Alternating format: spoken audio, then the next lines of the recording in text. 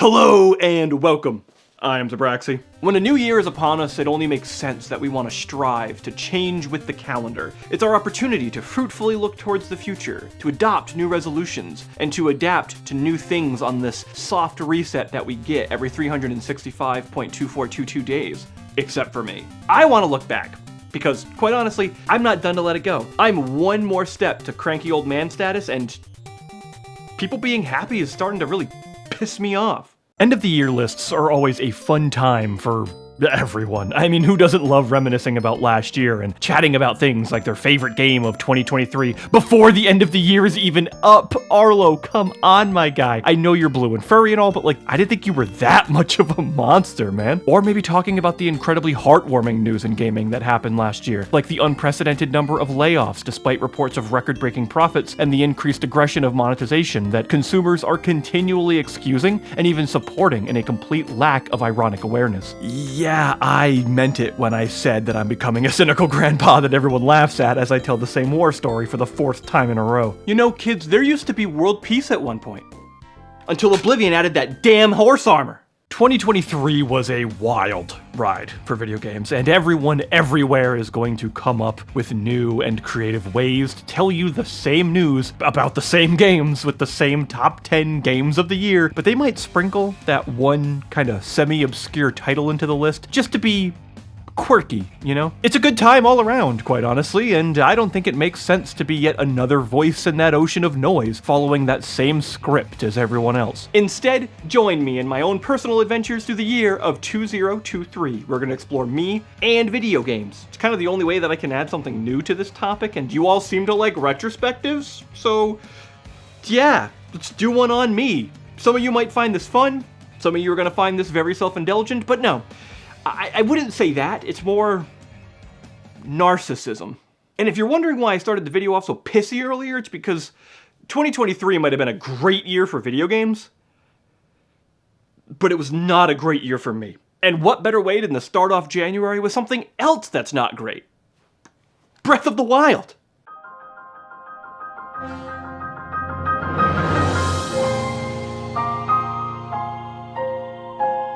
The year 2017 will go down as one of the greatest years in all of video games. Ever. The arrival of the Nintendo Switch is no small portion of that feat, and a new entry in my favorite video game series of all time would be coming along with Nintendo's new console. Breath of the Wild is considered one of the best games ever, and now sits atop the elite of the elite of the elite in a realm of pure divine perfection. At this point, I wouldn't be surprised if an article came out that claimed that a literal god had developed Breath of the Wild as an act of good faith to humanity. Nobody can take away anything this new Zelda had accomplished, and it received praise and love by everybody to a degree that seemed almost irrational, except for me. I didn't like it. I made a video back in 2017 and ranked Breath of the Wild as in my top 10 games of that year, but honestly, it was mostly because I was supposed to like it, right? Granted, I did appreciate so much of its design. It respected the player's intelligence so much. The air of freedom and exploration captured the vision that Zelda had eternally been chasing. Puzzles scattered around the environment felt great to find, and the world felt like nothing I had ever experienced before. There was true breadth in the world design of this Hyrule. I could dissect to you why every design decision was so expertly crafted, and I even put it, like I said, in my top 10 games of that year. I think at number 3 behind A Hat in Time and Horizon Zero Dawn, if memory serves, because I knew the theory of its majesty, but I couldn't really explain to you why I didn't actually enjoy the game itself. Wait, yeah, I could. The dungeons suck, dude. They're easily the worst in the entire series. I mean, hell, the boss fights too, they're maybe on par with the NES games in terms of complexity. They're total trash. The soundtrack, okay, yeah, it's atmospheric, and it's nice. But it's also boring as hell. The shrines, too, cool new mechanic, I guess, except for the fact that, 75% of them aren't good. So why the hell do I love it now? I played Breath of the Wild in 2023 for one reason and one reason alone. Tears of the Kingdom was coming, and would I bother buying it? If I didn't enjoy Breath of the Wild a second time, then why waste the time and money? So I tried it again on New Year's Day, and, well, over 100 hours later, and I think I have to say that, yeah, I get it. Breath of the Wild, I like. There's not much I can add to the conversation about this game, quite honestly. It's been so exhaustively covered, but I have a couple of quick points that I do want to get out there. Breath of the Wild is the perfect loneliness game. Going into 2023, I had started to kind of feel a bit isolated, is probably the best word. In January, I wasn't able to describe why, and I may not have identified that term in particular, as it would take much of the year to kind of fully hit me. But just being alone and experiencing everything that that world has to offer that bends to your creativity and desire, it was such a cathartic endeavor that I didn't know I needed at the time. It's all the more sweet that my final string of quests was developing Terrytown, where I found companionship during a journey that had me isolated for so long. Honestly, Breath of the Wild did something very few games had done before. It reshaped the way that I play. I stopped caring about beating the game. I stopped caring about finishing the thing, and instead focused on experiencing the world. This is the true measure of immersion, and something I had seemingly lost to a degree. As you get older and your time limited, you tend to lose your patience for things, and you crave continual hits of dopamine and progress in everything you do. This behavior can actually destroy your opportunity to be enveloped by art, and Zelda brought that back a bit. Everything negative that I ranted about earlier, I still feel, by the way. Most shrines are really dull. The dungeons and boss fights in Breath of the Wild are unforgivingly terrible. It's definitely not my favorite Zelda, but it did let me know that maybe moving forward, looking towards Tears of the Kingdom, maybe it won't be such a bad idea. But you know what was a bad idea? Playing Fire Emblem Engage. February sucked. That's all there is to it for me. It was emotionally exhausting, and Fire Emblem Engage did not help matters. This game is so boring. Not the gameplay though. No way. In fact, this might be the most fun gameplay that the series has ever offered so far. The Engage system is super fun when trying to tinker around with all the potential character builds. In fact, yeah, Fire Emblem Engage basically creates the option of actual character builds of all things. The bond rings and engage mechanics, along with the class promotion availability, really lets you customize each character more granularly than ever before. Time spent in between missions felt almost more important than the missions themselves, with how much you end up tinkering around. I love menu management games, and this clicked really hard. The return to the more bright and fantastical world was also a nice change of pace from the kind of bleak and more intimate narrative of Three Houses and kind of everything post-Awakening. All in all, this was a wonderful return to the more classic Fire Emblem formula, but with decades of gameplay innovations and refinement. It would be a real shame if all the characters in the story sucked though, now wouldn't it? What is this plot? What is it with these people? What the hell is the main character supposed to even be? What are we doing here? You know how the series had spent about 15 years building up complex and mature and interesting companions for you to support and empathize with, even if you disagreed with them? Well, what if most of that was just thrown away and instead you have this gang of kawaii daijobu oni-chan senpai datebayo deso group of the worst anime stereotypes in a story about war and loss? Wouldn't that be annoying? Wouldn't it be really stupid if you played a character whose motivation is completely derived from someone that they don't know and don't remember and have no emotional connection towards dying, but because you find out it's your mom, then you're supposed to care so much now? Wow. It's almost like your death meant nothing to me because I don't know who you are. Like, yeah, you're my mom.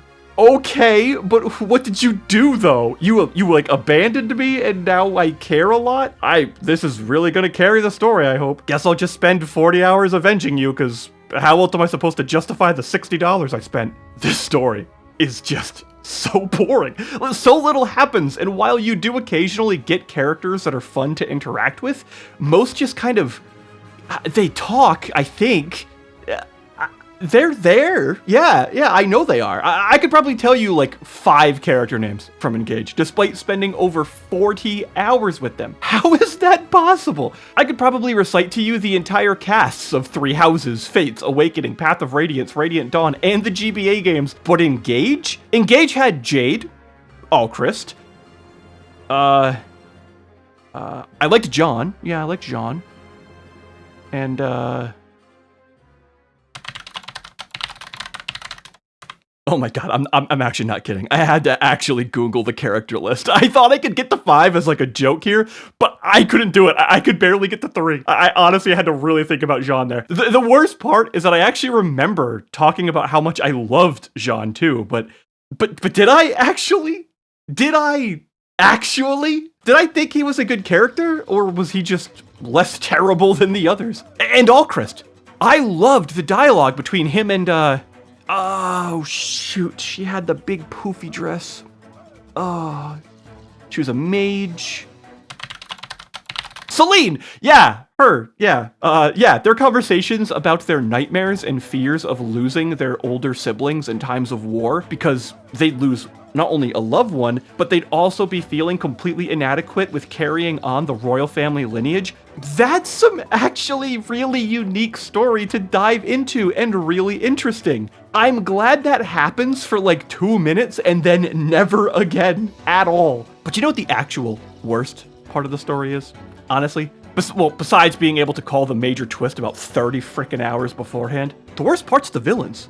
Not necessarily the characters themselves. I mean, they're pretty bleh, but it's the fact that they constantly just get away. They narrowly escape defeat over and over and over again. You know, if the villains just barely make it out of Dodge, on the 11th time it happens, it no longer is threatening, it's hilarious. But I don't think Engage was trying to be funny. This was just bad. I love Fire Emblem, I really do, but man, this was tough. Please don't do this again. Oh, Anna! I mean, she's in like every game, so it's kind of a cheat, but 4. I got the 4, that's not bad. Thankfully, after Fire Emblem, I would get to something a little more comfortable. Back to Zelda, but this time with both of the Oracle games. Covering the Oracle games was a bit, uncomfortable, to say the least. I have an entire episode summarizing my thoughts and experiences with these games already, so I won't be retreading much of that here, but the context around playing them from February into March was unnerving. In my retrospective, I open up a small bit about my relationship with my dad and a childhood of abuse. Oracle of Ages and Seasons are 2 of many games that helped me have brief moments of escape and peace during that era of my life. Having my Game Boy in hand while just sitting on that big rock in the yard as I can hear the yelling and crashing of thrown objects from inside the home is so many memories that I have that involve Zelda and my family synonymously. I also, well, even sharing these types of recollections was incredibly vulnerable for me and made the entire experience of writing and recording and editing that episode just an unnerving and chilling process. I can't tell you how many times I wanted to bail on this. And I didn't want any of it to come off as sympathy bait. I wasn't asking for pity. I just hoped that by sharing my experiences that it might remind someone out there that they aren't alone and that there is truly a light at the end of the tunnel, despite how blindingly dark it is down there sometimes. I hope it was successful, and I hope that I can share more and help even one person from all these videos. However, something else made this episode rather tough to push through. Healing from abuse and trauma isn't fast. In some cases, it's a lifelong journey that randomly shows itself back up to you in the most obscure and frustrating of moments. You think you're completely good, and then something pops into your life as if to unearth some stowaway critters that just needed to be squashed once more. It's usually in the form of some insecurities or outbursts, but this time, it was honestly just sadness. I had found out that my dad was going to trial for something disgusting and horrific that he had done recently.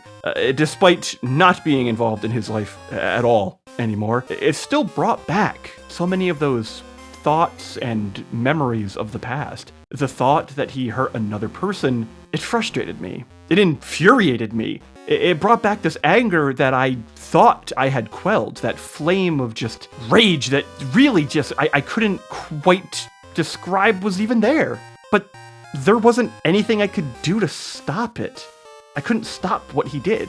Abuse begets abuse, and my father is a product of that cycle, wasting away his own life, harming others as his father harmed him in some twisted and desperate attempt for love and to fill his own insecurities. But I'm not trying to be a downer here. Like most things, there's a flip side to this coin, because something joyous and fun happened. The timing of this video was exactly at the wrong time that it could have happened in that year. And it was also at exactly the right time, because what I needed at that time, despite all of the nonsense going on, was something fun to do with another person. This was probably my first real collab, and it was a blast.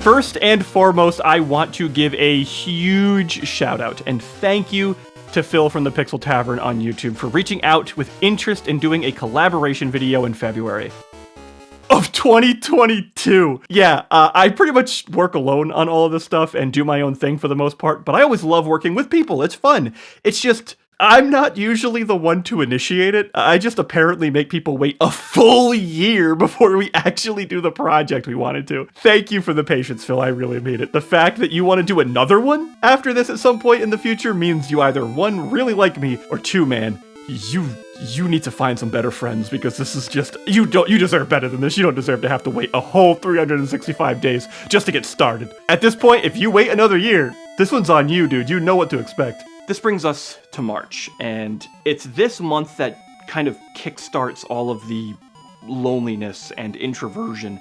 Some things happened that month that brought back some old paranoia insecurities and trust issues, and it made me really come back in on myself. Things that I thought I was over, but clearly not. And then, of course, because this is the way life works, that same week we were told by our landlord that we would have to find a new place by summer. Now, that's about the best warning we could have possibly gotten. Like, I need to give credit where credit is due there. But trying to find a house in 2023 in the United States was agonizing. It was so bad. I think I'd rather be playing Final Fantasy VIII. That's actually not true. I'd rather be looking for housing.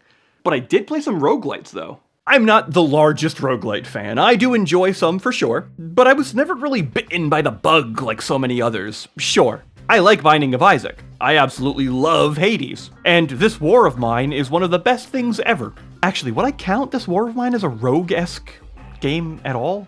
Huh. I think it's probably more apt to just call it maybe survival strategy. I mean, it's definitely more rogue-like than light. That's definitely for sure, but huh.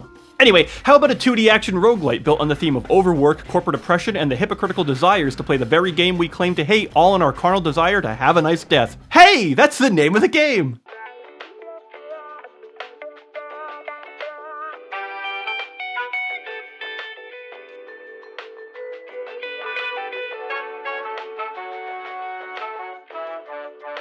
Mechanically speaking, Have a Nice Death is something you've probably seen before. Actually, you've definitely seen it before. Sometimes, though, that's exactly what you want.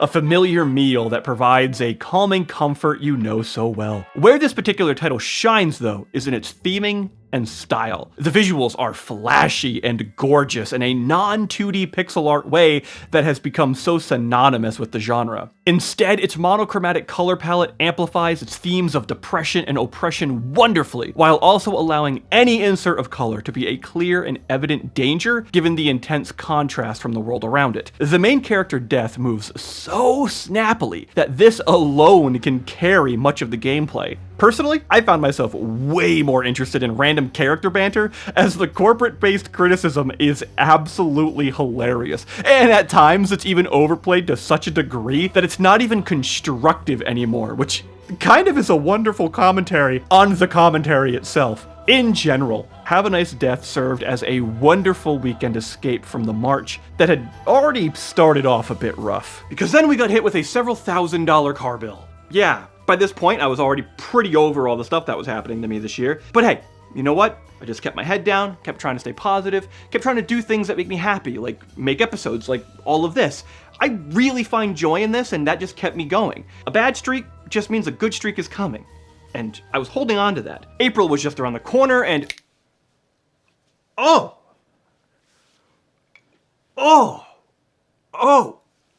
jeez. Oh, I can't open my mouth all the way. Oh, it's good for everybody else. Okay. Good things. I never played Dead Cells, and I got a Return to Castlevania DLC, so let's play that. Dead Cells, wherefore art thou, Dead Cells? I've been wanting to play you for years, but just never seemed to have the real push to do so. So hit me with a trailer with bloody tears in the background and watch me purchase the game and all of its DLC before the trailer even ends. Look, I'm a simple man. I hear Castlevania music, and I buy whatever it's attached to. It's that easy. Oh my goodness, hold on. Could you imagine if Castlevania music was in a Legend of Dragoon remake? Oh my god, I'd have to buy it twice, thrice.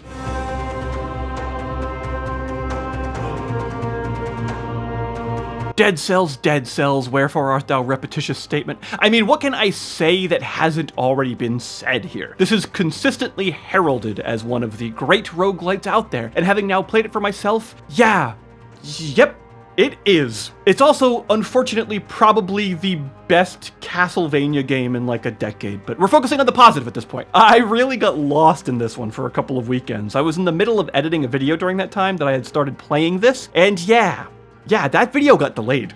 Quite a bit. I mean, you know how it goes, right? Just one more run, right? I've got a nuts build this go around, and this is gonna be the one, right? I'm almost at the Castlevania DLC, and I need to beat the piss out of Dracula. Right? No. Of course not. I'm gonna die. But that's okay, because every attempt, every run, I'm getting better and better, and I'm progressing myself, even if I'm not progressing in the game. What a load of bullshit. We really convince ourselves of this? The worst is when you start falling progressively backward. You know what I mean, right? Like we've done this, you're doing just great, you're really killing it, you're getting better and better, inching closer and closer to success, but then all of a sudden you just kind of start to suck. And then the next run you suck a little more, and then a little more, and more until you start to suck so bad that despite being 20 hours in, it feels like you need to be given that open tutorial again, just because apparently your fingers forgot that they need to push the buttons in order to win the game. But man, when you do win, oh, it feels so good. It is so good. Dead Cells also wonderfully sprinkles in a bunch of distractions along the way. Exploring the world is just as much of an adventure as each new attempt at the boss. All of the praise that Dead Cells has garnered over the years, it's warranted. It's incredible and deserves a play if you are even the slightest bit interested in the genre. But I wasn't done with roguelites just yet. Around this time, I was trying to find a place to live, and I'd known that I would have to move out of the house by summer. So through March, April, and May, I would spend every single day spending about 2 to 3 hours each day looking at houses online, reaching out to places to buy or rent from, and spent weekends at open houses. That home insecurity was compounding more and more as time went on, and that emotional dread was kind of becoming a literal physical weight on me. Though, almost as if to emulate my own life at this time of trying and failing and trying again to find a place to live, I wasn't done with roguelites.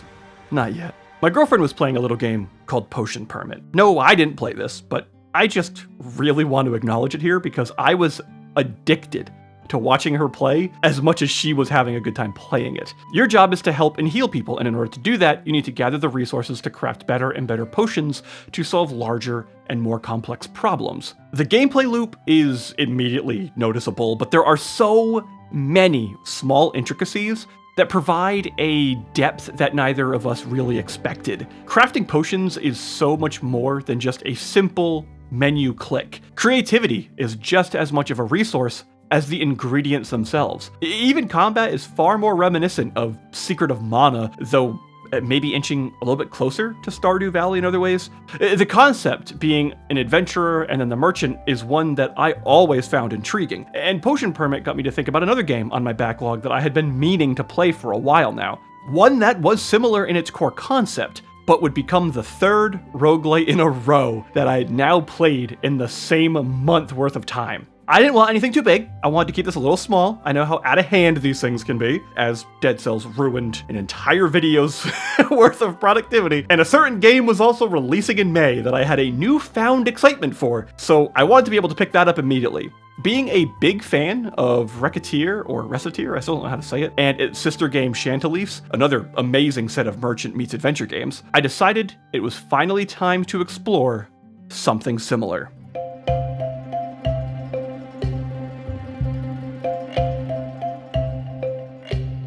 Digital Sun made something incredibly special with Moonlighter, and Crunching Koalas did stellar work assisting and importing the title. Wait a minute, I actually think I've seen that name before. Where was that? Where did I see? Oh, yeah, Crunching Koalas.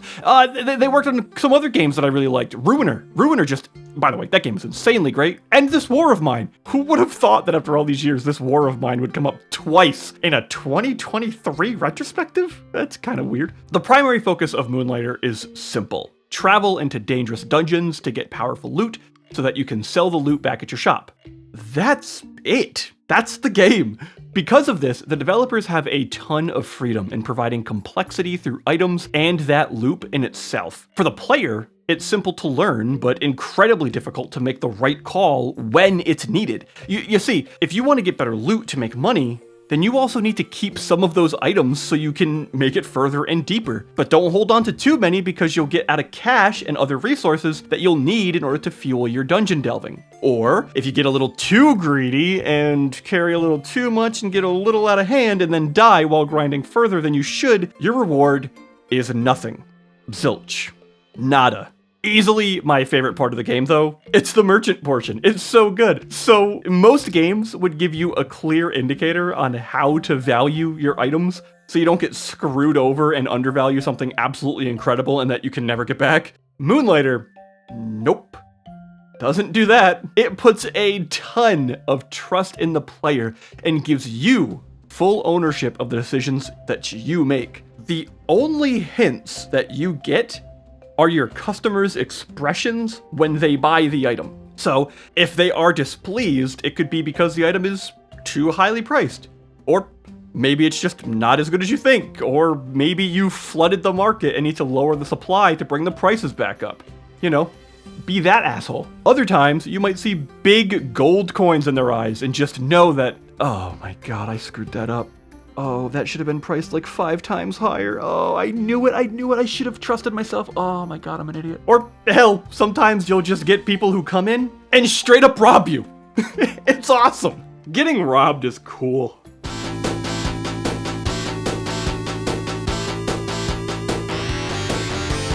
Honestly, nothing says 2023 more than playing a Sega Genesis game that I hadn't even heard about until about a year before I ended up playing it. I only even tried this because I finally built a Mr. FPGA live on stream, which by the way was a lot of fun, and this thing is awesome. If you want probably the most accurate emulator on the market and don't mind spending some extra money, yeah, I would check out the Mr. Project and definitely take a look at the MyLifeInGaming video. It's absolutely stellar. It goes over so much of the project and all the options that you'll have. It's a meaty video, but you will have every question you probably could even think of answered. So what am I even playing here? This is Crusader of Centy. Before I started playing, I was told that this was essentially Sega's answer to A Link to the Past.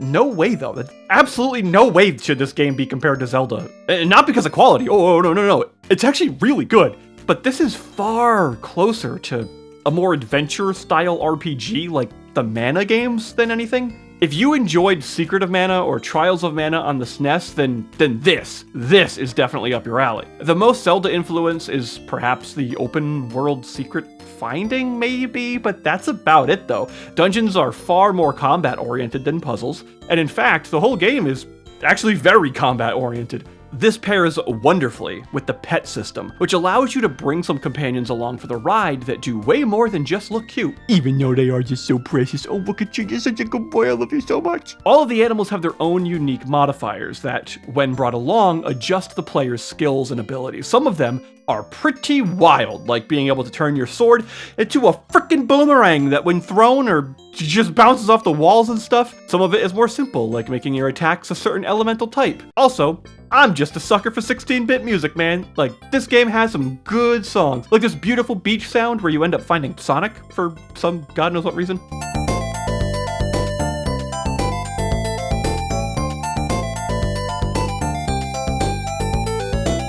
Oh, and this damn file select music. This loop has randomly popped into my head all year since playing this, so I'm just dropping this here for everyone to be tortured with me. Haha, enjoy it.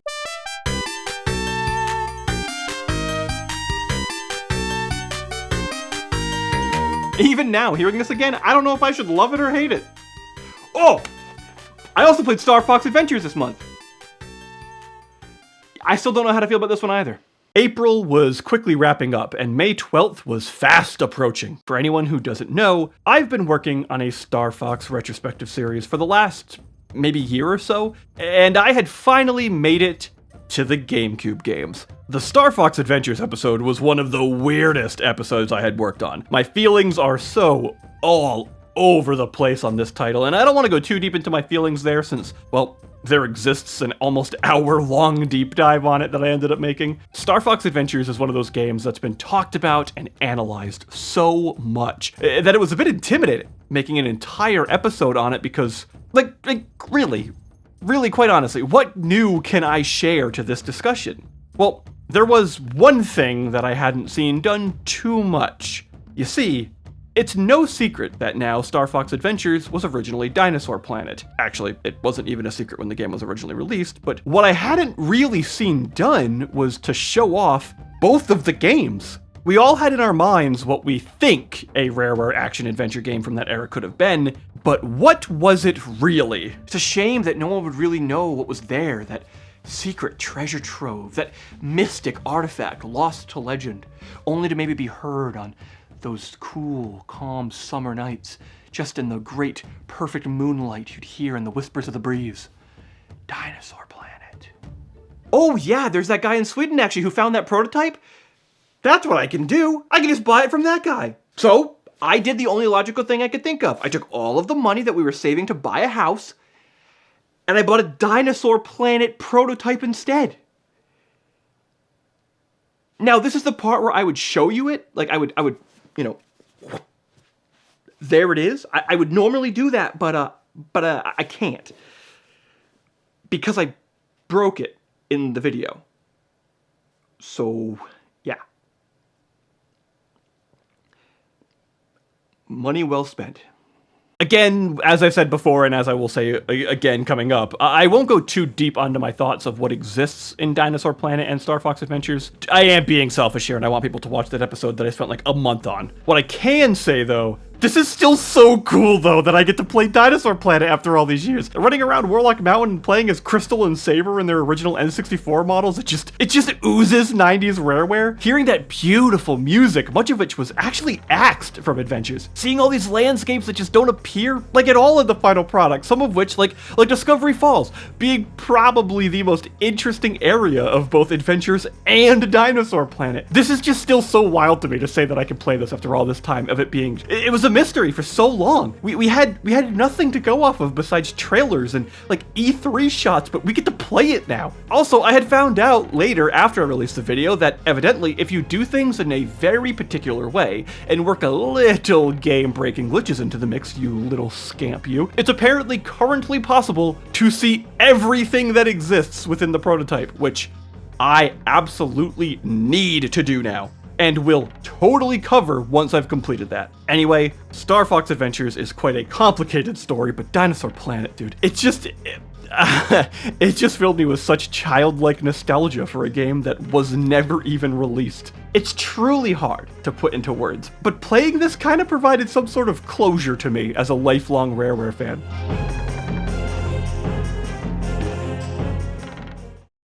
Welcome to May, and after months of searching and over 100 hours gone, we bought a house. This one. The one we were already in. So, yeah. The move was agonizing, and no one knew, because it's the same thing. That's cool. Well, the actual cool part, the really important thing, was that the stress and anxiety was gone. And the timing couldn't have been better because there was a small little indie title that had like just come out that I really wanted to play.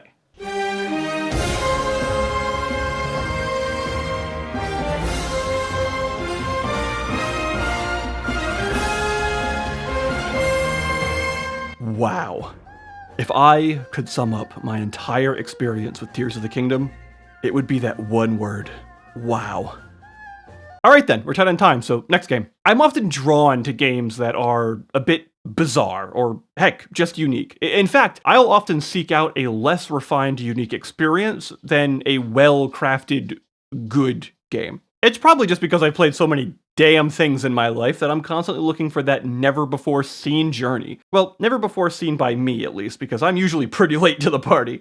For example, Golf Club Wasteland came out in 2018, but I finally first played it this year, and this is surprisingly cool. Also, according to Wikipedia, the name of this game was changed to Golf Club Nostalgia, but it still says Golf Club Wasteland on my Switch, so I'm not sure what that's about. Golf Club Nostalgia Land has you playing golf across this post-apocalyptic world of Earth while listening to some chill tunes called Radio Nostalgia.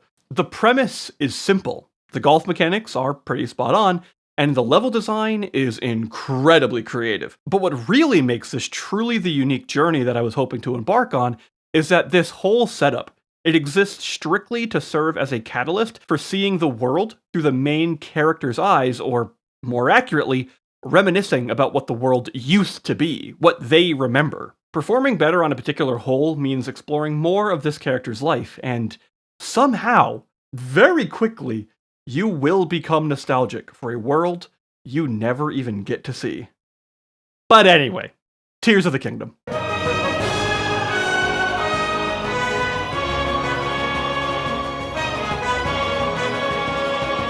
Wow. If I could sum up my entire... Oh, hold on, wait, I think I already read that line. Zabraxi, I have returned. Oh, God! No, Zabraxi, again, I'm not a god, I'm just a nerd.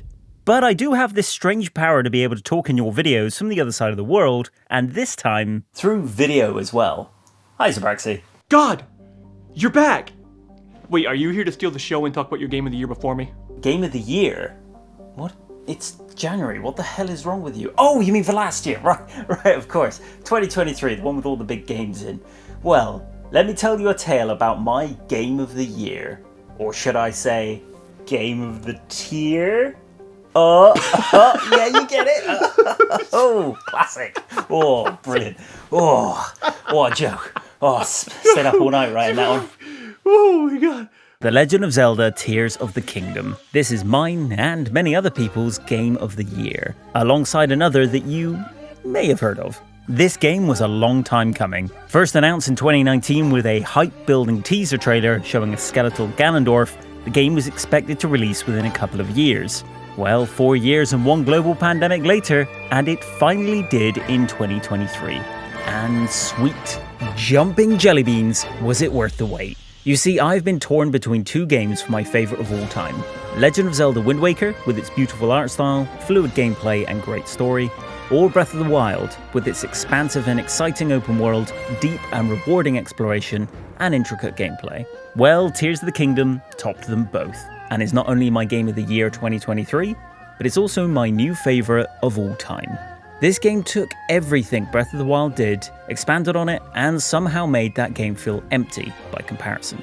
It didn't have that same unique freshness that Breath of the Wild brought with it, but it took everything it did to a whole new level. And that's all I ever really wanted it to do. But Nintendo took it even further. The story was so much better, with a much more interesting scenario that I won't go into detail on here, and of course, had that, well, you know what it had. The world, despite being mostly reused from Breath of the Wild, was expanded on in multiple ways, and added so much variety to its exploration. The use of caves was especially creative here, and they were exciting to discover and explore every time. I could go on for ages here, and I probably will in my own video on the game with my Zelda series. But I can't say that it's my game of the year without mentioning the absolutely incredible rune powers.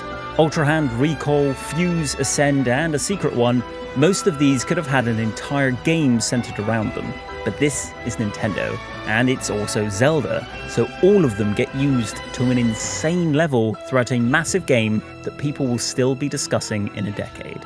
Ultra Hand alone, allowing you to fuse any object in the game to another to create machines to fly, swim, and drive, is a masterpiece in game design, and could have been its own game entirely. It's even created a huge community of builders who create incredible designs, such as Godzilla or even Metal Gear Rex. It's pure creativity, fun, and madness, all wrapped up in undoubtedly one of the best games of all time. You see, Zabraxi, the only problem I've really got with this game is I can't stop buying everything for it. I got the special edition case, I got the special edition controller, I got all 3 of the amiibos, I got the special edition game, I got the special edition console, I got it tattooed on my arm. I can't stop buying stuff for it, that's the problem with the game. I don't even know what that is, but I'll find out at some point. It's fine. All I've got left to get is that special edition guide that I'll probably never use, but then I'll have everything. Anyway, thanks for having me on, Zabraxi. Enjoy the rest of your video. Oh god, you're just so funny and surprisingly un-American. Tears of the Kingdom as a new favorite game of all time? Pah! Pah, I say! Oh. Actually, there's a ton to say about the Zelda entry, but for me, 2 things were key. Cleverness and timing. Tears of the Kingdom's potentially greatest quality is to continually make the player's IQ double over and over again. You always feel smart, and once you start to feel dumb, you find a solution that somehow makes you feel super genius again. Either you ended up executing the intended solution, or you solved the problem in your own way that capitalizes your creativity into breaking the game. This happens over and over and over again. Every step of exploration, every distracting detail, every time you just launch a Korok with a rocket because that's way faster than carrying his lazy ass, you just end up either feeling smart because it worked, or that the rules of the game are so bendable. The downside is that the intense marionette-like puzzle design of the traditional series is still mostly removed, but is instead replaced with a science lab of sorts where experimentation and ingenuity are the real skills to execute on. Dungeons are a massive step up from Breath of the Wild. I mean, they mostly still suck, quite honestly. Actually, no, they still totally suck, but it's an improvement at least. The bar went up, the arrow's going the right way. The bosses, though, oh, thank God, the bosses are way better than Breath of the Wild. In fact, they kind of own. After all this time, I'm still not sure whether or not the final encounter is my new favorite Zelda boss fight. It's a constant ebb and flow between that and the Twilight Princess end fight, and it seems to change in the daily. I'll try and be as vague as possible here, but one of the things that it's so good, that really made this new encounter stand out and feel so satisfying, and I can't believe I'm saying this, but the health bar. If you've done the fight, you know exactly what I'm talking about, but that's awesome. But everybody already knows all of this stuff. For me, the second most important element, though, after cleverness, was timing. This came out the week we committed to buying a new home. Through most of May and much of June, we were kind of stuck while the bank was doing most of the work. As they damn well should be, we paid them a ton of money. In that lull, I played Tears of the Kingdom with a religious fervor. It was very, very, very a literal form of escapism here. Hyrule was my childhood sanctuary from the abuse of my household, and it was providing that same solitude yet again, but all these years later, and thankfully without the abuse part. I've just always felt at home in this land. I was playing Zelda so much that for weeks I had random people at work note how tired I looked. They all assumed it was because of house stuff, and they would have been right. If it wasn't for the fact that I was running on 3 hours of sleep because I was told there was an armor piece in a cave nearby that I had spent 5 hours trying to find with no goddamn luck. If it wasn't for the fact that my body is a wimp and would fall asleep with the controller in hand at 4:30 in the morning, I still would have been playing at 6. Also, something I can't spoil, but those who've played it will know what I'm talking about. Can we come in for a second? Tears of the Kingdom players, can we come in for a second? Can we just acknowledge how absolutely cool, how insanely awesome it is that the game waits like 60 hours in to throw a new mechanic at you that just It just completely changes everything that you thought you knew? Like, you thought you were powerful before? My god, the balls, man. The balls to hold on to something so incredibly long like that. Oh my goodness. I have a weirdly conflicting emotion towards Tears of the Kingdom, though. I can't, in good faith, say that it's my game of the year, specifically because a later game reignited a long-lost passion of mine. However, at the same time, this might be my new favorite Zelda game. It has not left my mind since I started it. But there's a bit of a problem here because my favorite game of all time is a Zelda game. But I think another game this year is slightly more important to me, at least for now. I mean, how cool is it that I'm sitting here, well actually I'm standing, talking into a microphone at you to be, like what a good problem to have, to be like, man, this year potentially gave me 2 contenders for new favorite game of my lifetime. Ugh, it's such a good thing. Like, Tears of the Kingdom made me feel everything that Ocarina of Time did all those years ago. The comfort, the love, it was all the transcendent emotions beyond the game itself. I don't know, like just like love, it's complicated. I think I might have a new favorite game here, but I don't know yet. It might be the other one. Playing this it was so much. And what's really cool is that it really started making me question how something like this is even made. How are games really made? Like, I know a lot about game design. I actually know a surprising amount of the business behind it. I read a lot of stuff like Gamasutra in the past. But how do you coordinate and design something like this? How do you actually do it? There was a small spark here that was starting to ignite. That maybe, just maybe, in the back of my mind, with the right fuel, these interests and this line of questioning could fully light up into a brand new special hobby. Tears of the Kingdom wasn't quite as lonely as Breath of the Wild, which was good because that theme was starting to return to me. It was starting to kick back in. I would not really go out. I wouldn't see anybody really, save for a couple friends, maybe once a month, honestly, and even that was getting more and more rare. But it's funny, life's a bit of a little odd fella, huh? Just as I was feeling all that, a random person on Discord messaged me. A guy named Wes Does Games. I'll trust anybody who does games. Hey Wes, how you doing?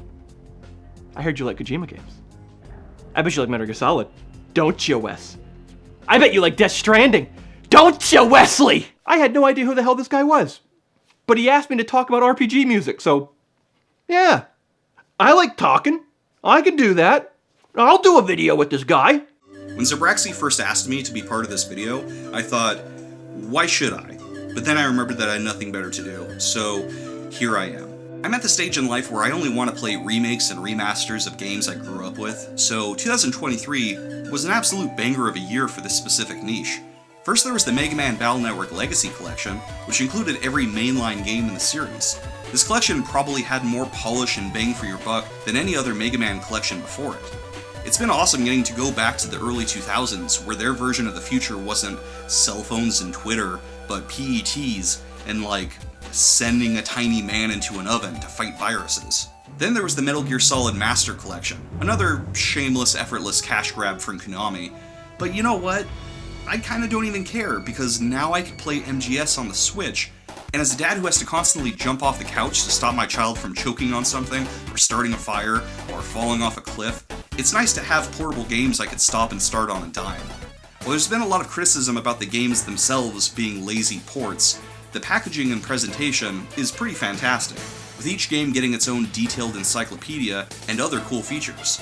And in terms of game preservation, it's nice that these games aren't stuck on old consoles anymore. If Volume 2 could finally manage to get Guns of the Patriots out of the PS3 graveyard, I'll be a happy Wes. Lastly, there's Fire Emblem Engage, a game that isn't really a remake or remaster, but does celebrate the 30-year anniversary of the series, with all the playable lords from the previous games serving a major role in the story and gameplay.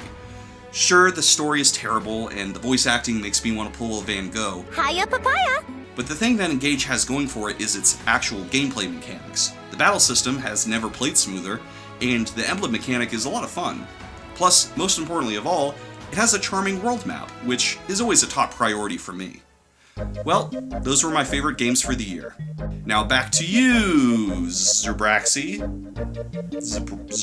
Zerbraxy. Back to you.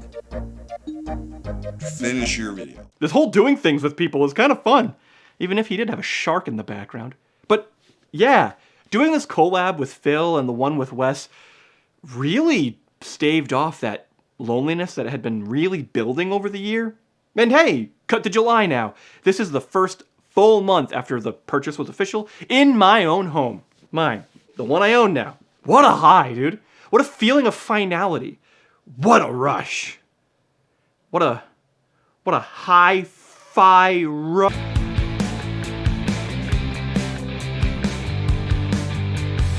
Being a good game is a good thing, and being an important game is important.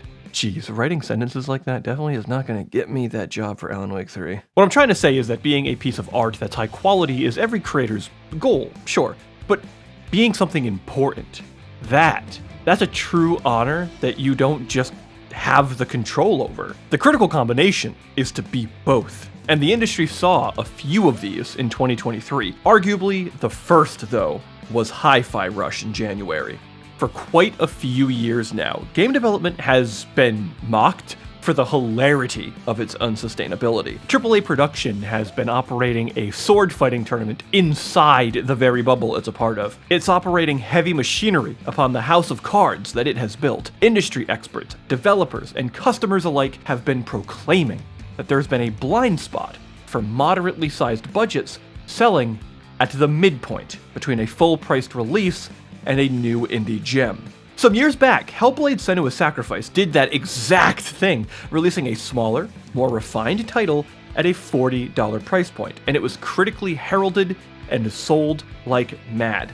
Ironically, its sequel, Senua's Saga, has abandoned all of that and just gone full AAA now. Point is, though, there's existed proof that there truly was a market for this. HiFi Rush showed up to prove it all over again. It was awarded for its art direction, praised for its insane soundtrack, both unlicensed and licensed versions. Having Devil May Cry style combat based on timing the hits to the beats of the song was the exact set of creativity that 2023 needed to open with. It was a few hours longer than Hellblade was, and even launched at a lower price point at $30 instead of $40. Hell, it even released the exact day it was announced.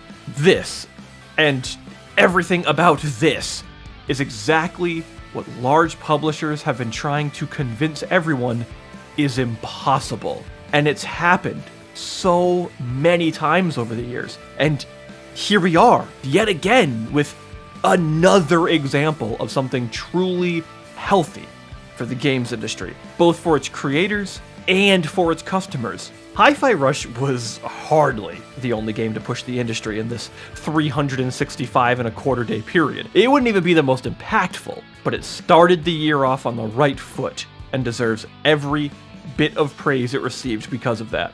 So, you're just sitting around here all day? For what? I greet and guide. I'm friendly. That's debatable. No, it isn't. Well, I didn't even get a greeting. I acknowledged your existence. In this day and age, that's as good as you're gonna get. Something else interesting in July that happened was that I released that video, that one about games that changed how I look at the world, you know, the one that no one watched. But it was pretty cool doing the whole thing outside, even though I'm pretty sure at the end you can hear the neighbor starting up a wood chipper or something. F***ing Paul. Now, real quick, I wanted to talk about something completely random here. So, video games are kind of awesome. Yeah, I know, hottest take ever. Yeah, sure. Okay, my problem is that what I want to play, though, is too many of them. And I can't always keep track of them, though. So, in years past, what I would do is I would actually make a spreadsheet, write down each and every game that I wanted to play as it would be announced, and I started to note down exactly which games that I did play that year and what was on my backlog. This worked fine, but somehow, some way that I really wish I could remember, I stumbled upon a website called Backlogged. This site is basically everything I wanted from the spreadsheet to be, with being able to add games to a wish list, put them on a backlog, and even mark when you've decided to beat or shelve a game, and you even get to go back and rate it and leave a review if you want to share your thoughts with everyone. This isn't sponsored at all or anything. I mean, let's face it, someone who flies across the entire United States to go to the Grand Canyon just for a little bit about trying to find Kirby in Las Vegas, that person doesn't deserve a sponsor. Let's just be real here. I just really wanted to shout out the website because it's so cool. In fact, I had comments over the past year or so where people left me game recommendations, and I added them here to start making my way through them. I'll leave my direct profile link in the description so you can hit me up, add me as a friend on there, and share some games with me and try the service. It's completely free and it's really cool. I liked it a lot and it's helped me a bunch.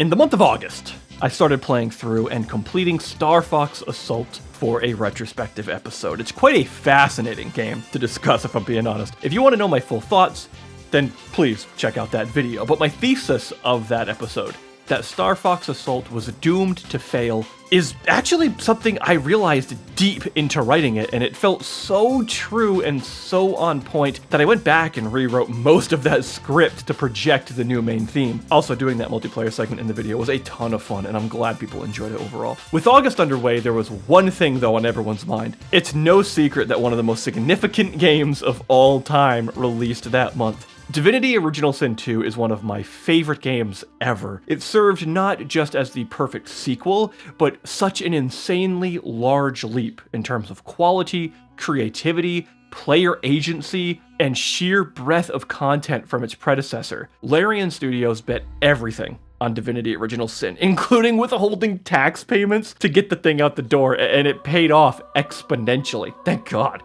As a long-time Dungeons & Dragons fan, and with Original Sin 2 sitting in my personal pantheon of all-time favorites, only made sense that I would finally sit down and start playing the full release of Tomba 2. Whoops. Yeah, that happened. This was such a fun weekend, as my girlfriend was able to show me one of her childhood favorites. Being able to play something that means so much to someone while directly next to that person is just, it's an intoxicating experience. Tomba 2 is incredibly creative for its time, and the perspective, level design, and silly and cute atmosphere make for a very Klonoa-like experience. It's a shame that Tomba hasn't received more praise overall, or honestly, any significant re-releases. It's really surprising. I also still can't seem to get the coal mining town music out of my head.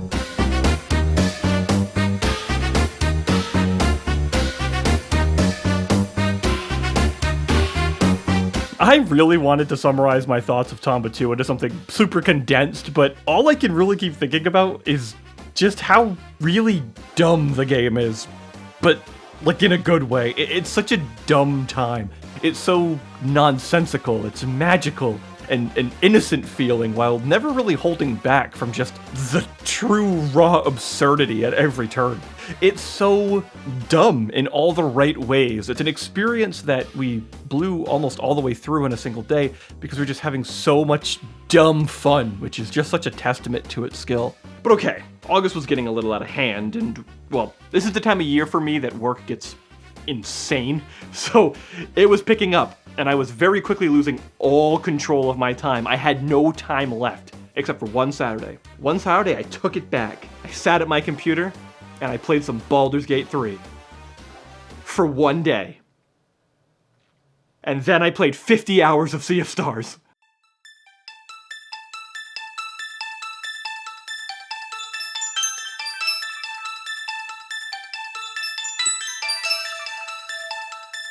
Sea of Stars was that perfect game that was everything I needed, exactly when I needed it. My August and into September sucked, and Sea of Stars became the thing I'd be excited to come home to. Work had amplified to such a degree that my 60-hour weeks were a minimum now, and continued for the past 2 months already. Being salaried, I don't see any of that overtime, so when my car also then needed a $2,500 bill put into it, after we already put several $1,000s into another car problem earlier, and put down most of our life savings into buying a home, the financial terror just started to loom over us. It had become crippling. All of that added stress from the day-to-day problems, plus our own personal and professional struggles at the time, it consistently washed away all of our joy But then there was Sea of Stars. This is without a doubt one of the most important games in my life. I can already tell. All of the stressors of the past year, an insane amount that I don't even have time to share here, it had forced me into some really bad former habits. I began isolating myself further. I had started to be just frustrated and angry really quickly. I was just kind of subconsciously begging for it to stop. Stress had just become so intense by this point that I started clenching and grinding my teeth more, to the point that my jaw even now has slipped out of place and still is as I'm recording this. It might be a permanent thing now. Yet, each day, I sought time. I made availability to please, oh please, just let me get a few more minutes into Sea of Stars. I can't quite say that it's necessarily the best RPG I've ever played or anything like that. It's more the fact that it's a combination of nostalgia and new ideas that do fit my exact need in life at the exact moment I needed it. The conversation between all of the characters just felt like this brand new cartoon or something that I just discovered for the first time as a child. It's just so silly and doesn't hold back from being also incredibly serious when it needs to be, while simultaneously not being afraid to just be meta for the fun of it. Eric Brown, also known as Rainbow Dragon Eyes, created a soundtrack so for me that I can't stop listening to it. Like, no. Like, I physically can't get enough of it. Like, so many songs immediately jump into my head. The Frozen Peak.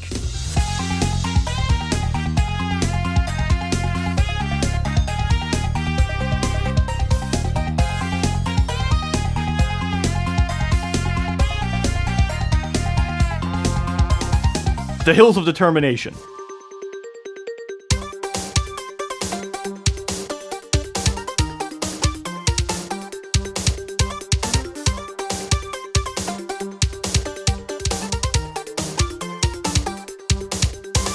Every single variation of the battle and every boss battle theme.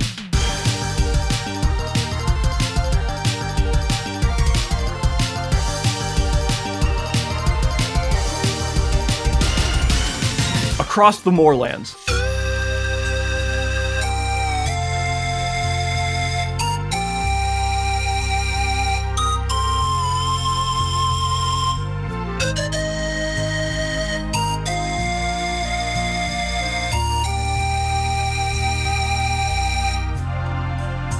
Oh my god, the Mole Mason song, it's so good.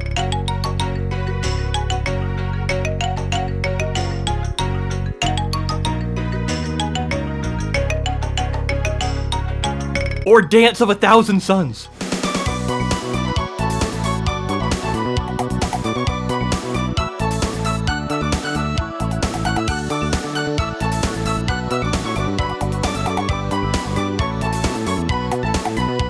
Oh, or how about the fact that there's a pirate version for a ton of the songs too?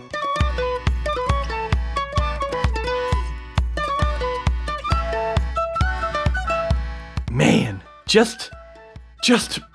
man, I want to go off and I want to rant about Sea of Stars for the next 3 hours. Garl specifically became just someone I wanted to have around my life. Every time he spoke, every time he was on screen, it was a reminder of just how much fun life can be if you just view everything as an adventure. The world that Terry and the rest of Sabotage Studio has made is something I hope they can continue to explore more and more. To find out that this is actually a loose prequel to their previous game, The Messenger, meant that, well, now I have to go play that at some point too. The game was compared a lot to Chrono Trigger, and considering the original composer, Yasunori Mitsuda, did some music for the game, it's pretty obvious to see why that would be the case. But I don't think that's actually an apt comparison. It's not because I think Sea of Stars should be marked on its own merit, blah blah blah, because I mean, honestly, Sabotage even marketed it as a retro-inspired turn-based RPG. They wore their influences on their sleeve. My problem is actually just that I think it's quite a bit more similar to Super Mario RPG with the tone, the level-up system, and time-based combat. Actually, I think there's an even better comparison. Golden Sun! Right down to the raw pixel art that isn't that HD 2D style with modern environments and lighting and a pixel-based rendering, but just raw, high-definition sprite work. The dungeons and overworld abilities also just scream Camelot Software's hand. Seriously, if you've been waiting for Golden Sun 4, this is a superb title to tide you over. Ahem. How much time are you gonna spend on this? The video eventually has to get published. Right, okay. One last thing I need to mention, and then I'm gonna try to wrap this up. Tears of the Kingdom impressed me so much as a game that it even existed is impressive. I was just in awe of the scope and the seemingly endless ocean of possibilities. So much of the modern day industry is live service looter shooter or over-the-shoulder action game that gets heralded as one of the best things ever because it's closer to a movie, and for some reason people are impressed by an art form having an identity crisis. Just straight up. Tears of the Kingdom shouldn't exist on so many levels. Sea of Stars, on the other hand, made me so interested in the crafted experience that I just kept wanting to dig into how it too was made. How does this all work? How much time went into the characters jumping into the right place on the battlefield across different landscapes? How do you get all these cool perspectives? How do you make my favorite song in the game that made me cry, Guardian God's Horizon Unbound?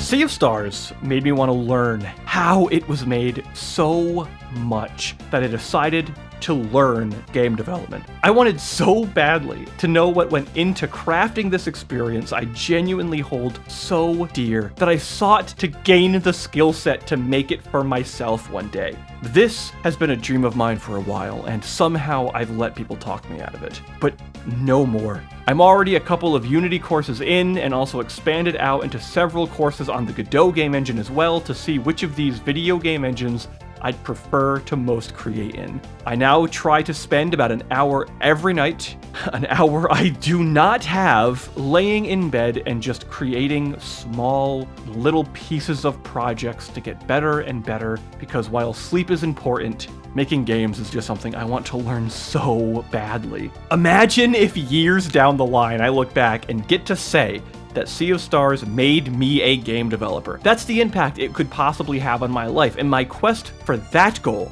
has already started. Sabotage Studio, if any of you, for whatever reason, ever see this, seriously, from the bottom of my heart, thank you so much for making one of the most important games ever in my life. Also, thank you to the person who got me the Sea of Stars Famitsu magazine. You're awesome. Thank you so much. You know who you are. But you're also the same person who introduced me to Boomerang Fu, so why do you hate me so much? Boomerang Fu!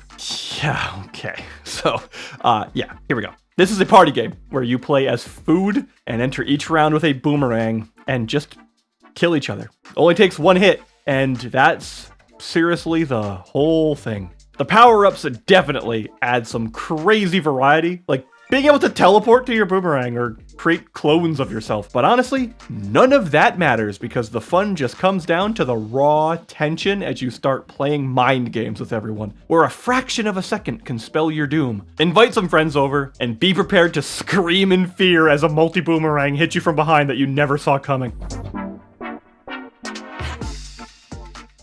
In October, I released this video about why it's so dang hard to love games, and quite honestly, I just wanted to create a really, dramatic title to hyper-focus and fixate on a single word in the English language for no other reason than because I find that fun. And the emotion behind it was a little on point because this was easily the low point it felt like of the year for me. Things weren't going well. Another several $1,000 car bill had hit. My work just kept ballooning out. I needed something. I needed a pick-me-up. I needed some real way to cheer me up. But I promised everybody a Star Fox Command retrospective, so I had to play that. I feel like I came out more positive than most people about Star Fox Command. There's an over hour-long retrospective on it that I made, but damn though, it was an exhausting experience to get through. Despite how short it was overall, those roughly 15 hours or so were grueling. I was ready to be done with the experience, and I didn't even dive into the multiplayer at all because of it, which is, if I'm being honest, actually something I really regret because I try to be as thorough as possible, but I couldn't, man. If someone made me play another minute of Command, I probably would have eaten the cartridge. And I just said I was probably more positive than most. But I did get a little bit of a break. Something to make me smile. Just cheer me up a little bit. Something that I found that I had a lot of fun with. I found this. Grapple Dog.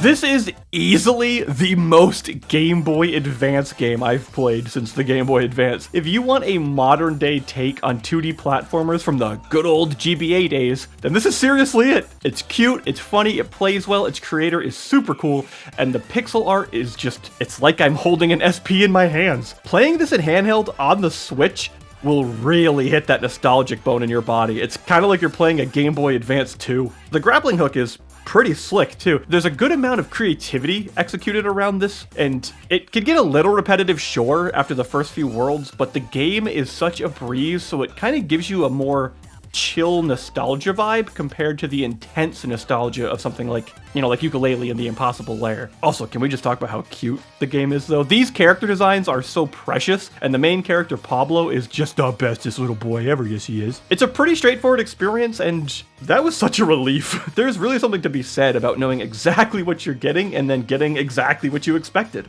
Also, if you do end up trying and liking Grapple Dog, their new game, Grapple Dog Cosmic Canines, is releasing in 2024, so check it out. Also, can we just acknowledge how awesome this description of the game is on the Switch eShop page? Exhilarating action. Jumping, swinging, collecting gems, dogs, grapples, driving a little boat around, and the most exciting of all, dog petting. If that doesn't get you pumped, then maybe you need to play Gigantosaurus the game. What the? Why did I buy this?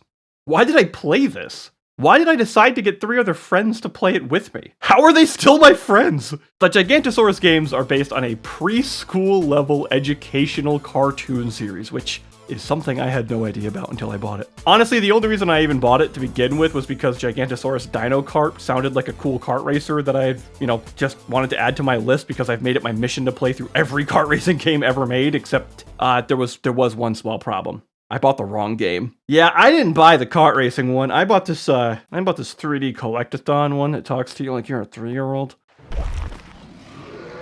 Gigantosaurus has arrived. The raptors flee in panic. The egg soars through the air. Catch it, Rocky, catch it.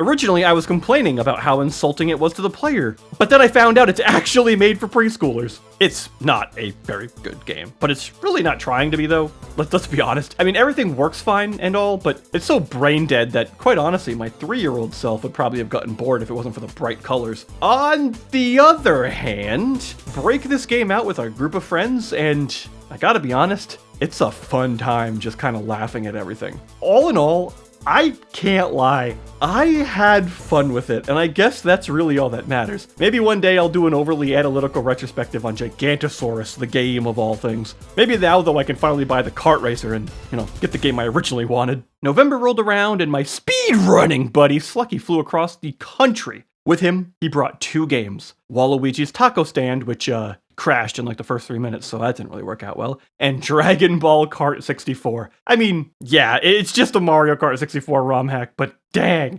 it puts so much effort into it though. I'll blow you away! Jesus, Vegeta, relax. It's just a Mario Kart game, brother. All of the items are rethemed to be Dragon Ball references, and I gotta say, the fact that using a ghost is, oh my god, is that Yamcha as the ghost item? Oh, dude. Whew, that's brutal. All right. I mean, that alone makes it worth the recommendation. Dragon Ball Kart 64, ladies and gentlemen. The kart racer you absolutely do not need to play, but dang, is it a fun time nonetheless. I'll blow you away! So, I have a problem. That's how I felt in November to December. Just that I have a problem. I don't know what it is. I'm mad. I'm angry at everything, at everyone. Just in general, everything's frustrating me. I can't do enough. I can't make enough. I can't make enough of these videos. Oh my, the videos, like this was the thing. This is the thing that brings me so much fun and passion and joy, and yet I just kept running out of time. There were less and less hours. Things that out of my control just taking away what I want to do. What makes me happy. I started playing through the Turok games for absolutely no reason at all. Totally not a retrospective on that series coming. Absolutely no way. I'm just doing it for fun. I don't know what you're asking about. Why are you looking at me like that? But even that playtime that I did, going through the early games, was done when friends were visiting from across the country, and instead of spending real time with them, I insisted that I be playing Turok on the N64 and Battle of the Bionosaurs for the Game Boy. I wasn't trying to be rude to them, and they weren't feeling that way. I wasn't upset that they were here. I loved having them here. Hell, I would even go as far as to say I needed them to be here. When I was playing through Turok, all I could think about, though, was that at the very least, by doing this, at least by writing notes, and by starting to forge the episodes so far in advance that this was something under my control, and my ability to make it happen on my accord. Yet, ironically, playing these was seemingly causing me stress because it was something that I hadn't been able to do. Not because I didn't want to, but because I hadn't just frustrated me. Having to fight for the time so much started to draw a correlation between frustration and the passion that I had. But there was something else that I knew, I felt, and identified earlier, but I had lost really touch of it. A feeling that was really compounding on me as stress piled. I refused to let out my true frustrations at the risk of bringing others down around me. I would say that there's some narrative about the isolation of Turok in the jungle being a brilliant metaphor for my own emotional struggles at the time, but there was something else that brought it out. Another game that finally opened my eyes to the real core problem, something that would serve as the perfect messenger.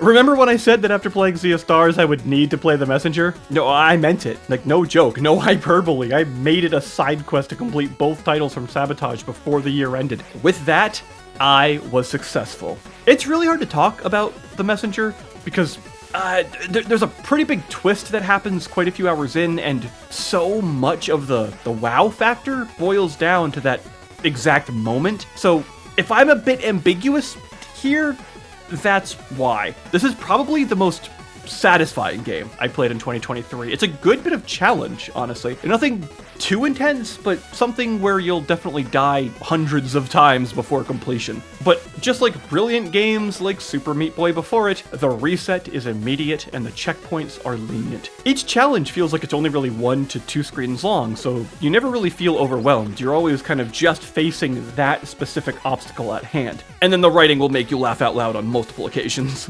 Eric Brown's soundtrack is stunning here too. Hearing some of the original renditions from some of these tracks only made their appearances in Sea of Stars even better after I had played it. So yeah, The Messenger is a sequel to Sea of Stars, though the connections are narratively more loose and sparse than you'd expect. It's more like a different game set in the same world more than anything. The two are separated by thousands of years, so don't expect to dance around with the pirate crew. There's such a charm to when a game just doesn't take itself too seriously, and this was the exact type of expression I needed. The second time I'd be saying this about Sabotage Studio this year. Just me and them apparently are gonna have some deep bonding experience I wasn't planning on. The lighthearted adventure and the absolute absurdity of the dialogue just melted away so much of my frustrations. I let The Messenger just kind of take me over. It became the game I played before bed and would find myself staying up way too late again. This is something I originally planned to cover on the channel, but somewhere along the way I just realized that I needed to let this game do what it needed to do. To just whisk me away. Once the major twist hit, it became clear that this was going to be an adventure that I needed to just be taken on. I needed to let the art do what it does best and fully immerse me into the stories from other people. At some point, on some random level that I can't remember in the dead of night, while exploring as the lone messenger himself, it hit me. I feel lonely. I feel so alone. I had known this earlier in the year, but I couldn't put my finger on it, you know? This was not one thing. Like, not one thing led to me feeling this way and to put me in this emotional state. This had been building. This had been building for years. But it wasn't the pandemic, though. That's the thing, which is typically what it is for a lot of people. 2020, quite honestly, despite being the most I have ever worked in a single year ever in my life, and despite there being a global crisis, it's one of, if not the happiest year of my life. I had just been wearing so many faces, just wearing that facade to get that new promotion again, to try to find another job, to make other people happy. But I hadn't been making me happy. What made this all worse was that the force amplifier to all of this was all this. The fact that I couldn't do this was beating me down. And to make it happen, I got obsessed with productivity and management and time management and task management and trying to just rip every possible minute out of every possible hour so that way maybe when I get home, I can make these. Looking back at the channel in 2023, I made 9 videos last year. 9. Is that enough? Am I truly proud of them? Is this something I want to keep doing? The staying up late, the being tired, the not going out with friends, the not playing games just for the sake of fun, the constant shuffling of responsibilities, the frustrating schedule that just never seems to align. Is this really something I want to keep doing moving forward? Yes. The answer is yes. A big, profound yes. This was not, this loneliness, it wasn't creator burnout, it was a prioritization problem. This is something I had fallen into all of those classic traps as an adult. I got myself so invested into all of these extra things that just take more time, that aren't important, but I kept telling myself they were, that they're gonna make me happy. But all of these extra hours of the day I had been giving away to people and away to things, but I didn't give a single fuck about. What was I doing? I could take it all back though. That's the thing. I gave it away. I handed people my time. I handed people my effort. I gave people control over my life. But I could take it back. I had that power. And I also could have solved this problem about 3 years ago if I would have just openly said this to my girlfriend. She's pretty smart. She knows exactly what to say, when to say it. I know what makes me happy. I know what I can do. And I know what I can do to be productive even, and have a good time. I can do this. I can learn game development. I can get better at that. And I need some time to really self-reflect and really go through a bit of an inner journey and kind of re-find myself. That's weird. And something I don't think I've ever really done. So I wanted to start off by doing a thing I love most. Playing a lot of video games.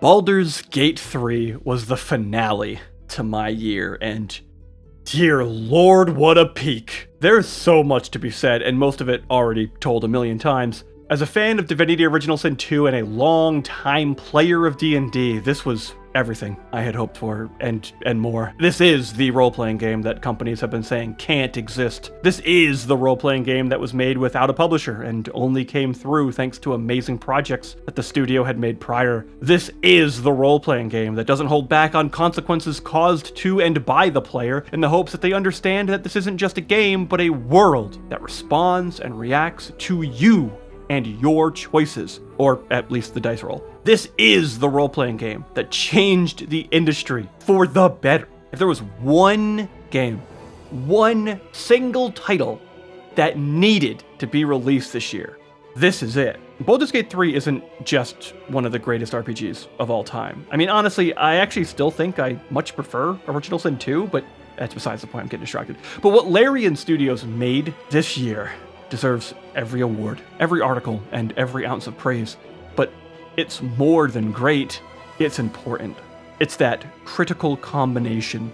This is without a question the most important game that released all year for the industry. To see developers and customers alike push for change in the industry, push for realities that many would call radical, to demand and expect more from the medium we all love, the one that wants to charge us more and give us less. under this hilarious guise and pretense that apparently it's a struggling business despite being the #1 entertainment platform on the planet. Attempting to expose and getting people hyped enough to genuinely make actionable decisions to overthrow some of that ideology, that will be Baldur Gate 3's legacy. This will be the battle cry, still being shouted as 2024 and the years to follow unwind. This game is not going to leave conversation for quite a while, and if you don't like it, well, I'm sorry, but it's gonna get brought up quite a bit. This was the perfect journey that I needed. A trend apparently for much of my time throughout the year, and thank God games could provide it. Being able to get lost in this adventure, one that I honestly don't feel comfortable saying almost anything about because it would risk spoiling something for someone, and I just hate the thought of that, honestly. There's so much going on here. I mean, how would you feel if you found out that Asterion was actually just Shadowheart in a onesie? At the time of writing this, I'm only 60 hours in. Yes. Only. Because I know I still have a lot to go. I'm not done, I'm not finished, but the impact has already been made on me. The best part of Baldur's Gate 3 for me is investing into the characters. Every bit of dialogue is worth listening to, and I just desire not simply learning about each person in my party, but wanting to personally be involved in their own legacy in some way. Every step of the way, they made it all worth it. Every frustrating moment was worth it because they were all there.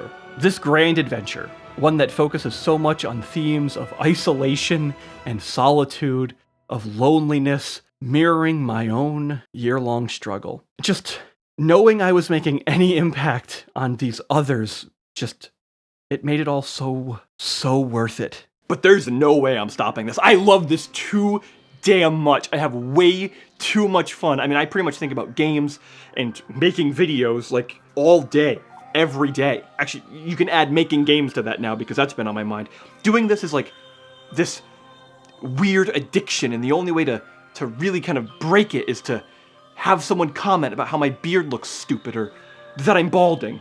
I just want to thank all of you, and also the fact that Bobby Kotick is no longer CEO of Activision. Oh my god, I partied so hard on that. But seriously, thank you. There's still so much that I haven't shared here. Coming back to such supporting comments, it kept fueling me. It kept fueling the fires of my desires.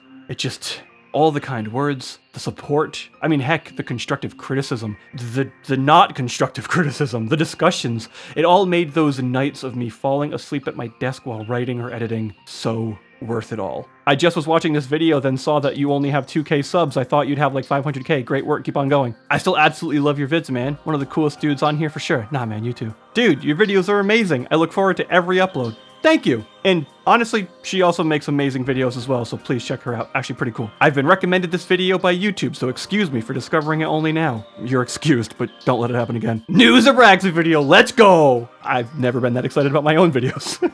Here before you blow up, this is top tier content, man. Gonna have to binge your videos now. It's okay, Zabraxi, I too love Legend of Dragoon over anything else. Honestly, there is so much comfort in knowing that I'm not alone. Okay, Zer, put out a 55-minute video on SF Adventures. That's a fuck yes.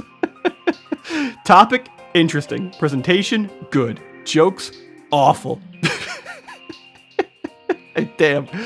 I mean, he got it right, though. He did. He got it right. The presentation was definitely good. And then there's this. I love these insanely long comments that just become full-on discussions. These are the best. Also, I just need to give some more thanks. Thank you to Phil from the Pixel Tavern for being an awesome new person in my life who just randomly messages me to say hi and talk about games, which is something that, I'm absolutely terrible at. So I'm so sorry for not hitting you back up all the time and not getting back to you soon, but you're the best.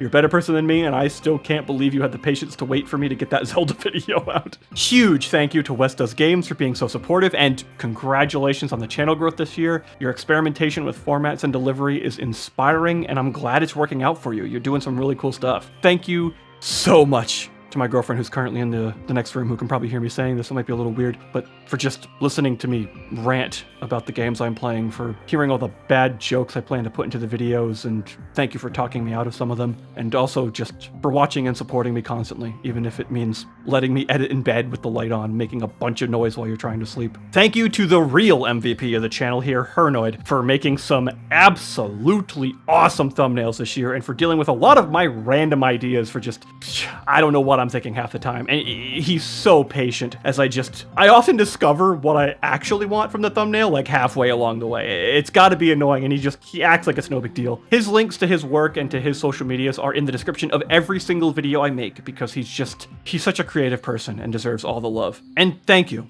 to all of you who comment and watch and make this all so worth it. I mean it when I say that having a discussion about games with you all is the best part of this whole thing. So what about the future? What's to come? What's the New Year's resolution for that 2024? I have some goals I'd like to hit, and hopefully by sharing some of mine, hey, maybe you can share some of yours as well. My script says Aswell, so that was a little awkward. First, I really want to play through either a Yakuza game or some Atlas RPG. At least one of them. Probably between Yakuza 0 or Persona 5 Royal at the moment, or heck, maybe Metaphor? That could be cool. So yeah, hopefully next year you'll see one of those on the recap. Also, I've probably said this about a bajillion times to all my friends, and I'm sure they're sick of hearing this, but I do want to get back into streaming. I keep just saying it, and I'm just gonna keep saying it, so that way if I don't do it, it's a little more awkward. Let's just consider this like a challenge stage more than a standard goal, because it seems that, like, despite the fact that I loved doing it, I just can never make the time for it. Something I also want to do that I think could be really fun is to do something like pledge games, something I'm totally taking from MyLifeInGaming, but I think it's a cool idea to basically commit to a certain like number of games and certain games specifically to play through that year, and I like to kind of outsource some of them. So if you leave comments on games that you can recommend me to play, I'd love to check them out, and I may actually like reach out and say back that yes, like I've added that to my list. I already have a couple already on a list that people have reached out, but I also wanted to take this a little bit further and ask some of my friends to recommend some games that I can, go ahead and play, so that way I'm not just always picking something I'd want that I would normally like be in the mood for, so to speak. So far on that list from the people I've asked is Jet Force Gemini, which is a definite Rareware blind spot for me. Like, I've played it, but never really more than an hour or so. Chained Echoes, and damn, I've been wanting to play this for a bit now, so this is just great. I have an excuse to do so. Someone also recommended Shadow Warrior, which absolutely just looks insane, and I can't wait to try that. My girlfriend chose Gex 2 for me, which is kind of fun because I've never played the series and I've always wanted to. I have no idea what to expect. I also have I have a bit of a confession to make. Despite mostly covering Nintendo stuff, I actually haven't beaten either Mario Galaxy game. Like, I've played them, but I've never fully completed them. Or I've never played any of the Mario and Luigi games, like not even touched them more than like 30 minutes of Superstar Saga, and I also have never touched the Thousand Year Door. I need to knock at least one of these off the list this year, so please let me know which one I should prioritize, and I'll probably just pick whichever one you all decide. Oh, and another commitment I want to make is more indies. I actually missed out on a lot of indie games this year, and I usually play a ton of them, and I just want to explore some more obscure stuff. Probably highest on the backlog to hit is the game Before Your Eyes. I'm hoping not to cry too much. And probably Post Void. I really want to try that out too. Those are probably like the top two. Well, anyway, at this point I'm just rambling. So thank you all for making it this far, and I don't know why I keep making things this long. Like, how do I keep making videos over an hour long? But hey, 2023 may have kind of sucked a little bit for me, but I think it needed to happen. And this new year, while it doesn't need to be this way, but I'm going to use it as an excuse to do new things, to have a new mindset, to focus on the things that I really, truly care about. And what better way to do that than with a fresh coat of paint? 1 second.